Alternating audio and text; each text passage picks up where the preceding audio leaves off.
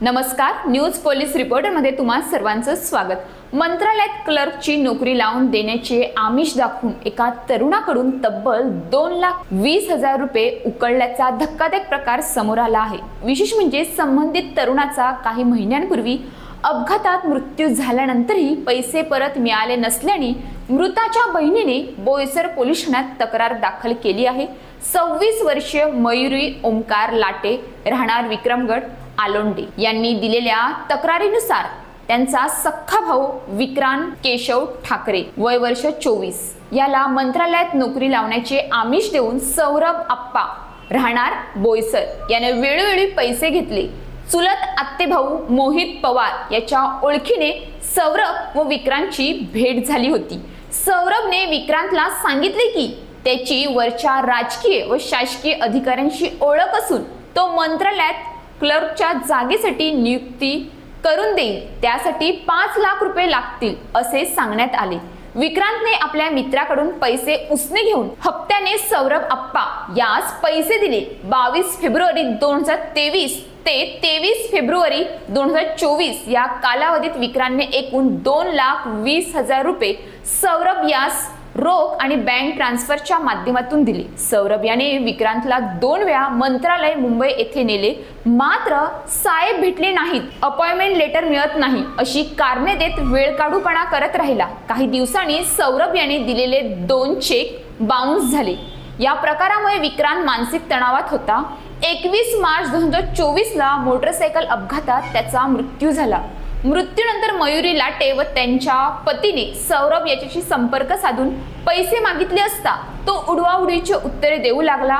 नंतर त्यांनी मोहित पवार यांच्या नावाने 2 चेक दिले, मात्र त्या खात्यात शिल्लक रक्कम नसल्याने समोर आले। मयुरी लाटे यांनी दिलेल्या तक्रारीवरून सौरभ आप्पा याने फसवणूक, विश्वासघात आणि आर्थिक अपहार केल्याने त्याच्या विरुद्ध बोईसर पोलीस स्टेशनमध्ये गुन्हा दाखल करण्यात आला आहे।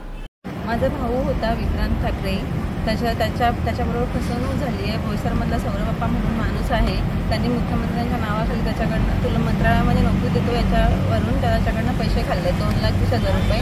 त्याच्या नावाचे मी आज गुन्हा दाखल केला आहे। आम्हाला न्याय पाहिजे म्हणून आम्ही कधीपासून 2023 पासून आम्ही सगळ्यांकडे फिरतोय, इकडे तिकडे फिरतोय, पण आम्ही आज गुन्हा दाखल केला आहे। या संदर्भात कुठे वरिष्ठांकडे पक्षांकडे तक्रार दिली?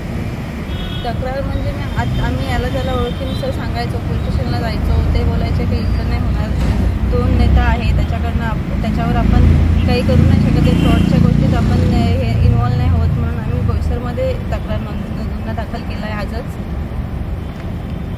मंत्रालयामधलं काय नेमकं? मंत्रालयामध्ये त्याला क्लर्क म्हणून नोकरी देऊ असं सांगून त्याला तिथे 1-2दा घेऊन पण गेला, तिथला पास तयार करून दिला। तिथल्या साहेबांचा PA आहे, त्याच्या नावाचं त्यांनी पास पण हे दाखवलं, मेसेज दाखवलं की त्याच्याशी माझी ओळख आहे, त्याच्या नावाखाली त्यांनी त्याच्याकडनं पैसे घेतले की तुला मी नोकरी देतो असं। तुम्हाला नेमकं त्यांनी जेव्हा नोकरी 6 महिने झाले त्याच्यानंतर आम्ही त्याला विचारायला लागलो की नोकरीचं काय झालं, कसं झालं, तो आम्हाला इग्नोर करायला लागला। मग आम्ही चौकशी केली त्याच्या नावाची इकडे तिकडे, तर आम्हाला समजलं की तो फ्रॉड आहे असं। मग आम्ही त्याच्याकडनं वारंवार पैशांची मागणी केली, पण त्यांनी आजपर्यंत पैसे दिले नाही, कधी आमच्याशी कॉन्टॅक्ट पण नाही, म्हणजे आम्ही कॉल करायचो तर कधी कॉल नाही रिसीव्ह केले, मेसेज करायचो तर मेसेज पण नाही। आणि माझा भाऊ तर आत्ता नाहीच आहे। भाऊ गेल्यानंतर जेव्हा आम्ही त्याच्याशी कॉन्टॅक्ट केला तर मला तो बोलतो की माझा तुमच्याशी व्यवहार काहीच झालेला नाही आहे, माझा ज्याच्याशी व्यवहार झाला मी त्याच्याशी बघून घेतो, पण आता माझा भाऊ नाही आहे, मग मीच बोलेन त्याच्या वतीने ना।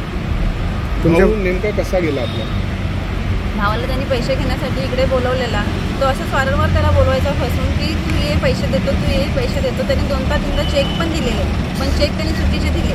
ते बँकेत टाकायच्या दिवशी त्यांना कॉल करून सांगायचं की चेक टाकू नको, बाउन्स होईल, त्याच्यावर सही चुकली आहे, अमाऊंट चुकली आहे, चेक टाकू नको। अशा वेळेस 3 वेळा त्यांनी ते चेक रिटर्न घेतले, आणि जेव्हा त्यांनी लास्ट वेळा पैसे घ्यायला बोलवला तेव्हा माझा भाऊ त्याला भेटून चाललेला, आणि तेव्हाच त्याचा ॲक्सिडेंट झाला। अशाच ताज्या बातम्यांसाठी आमच्या न्यूज पोलीस रिपोर्टर चॅनलला लगेच सबस्क्राईब करा आणि बेल आयकॉन दाबायला विसरू नका।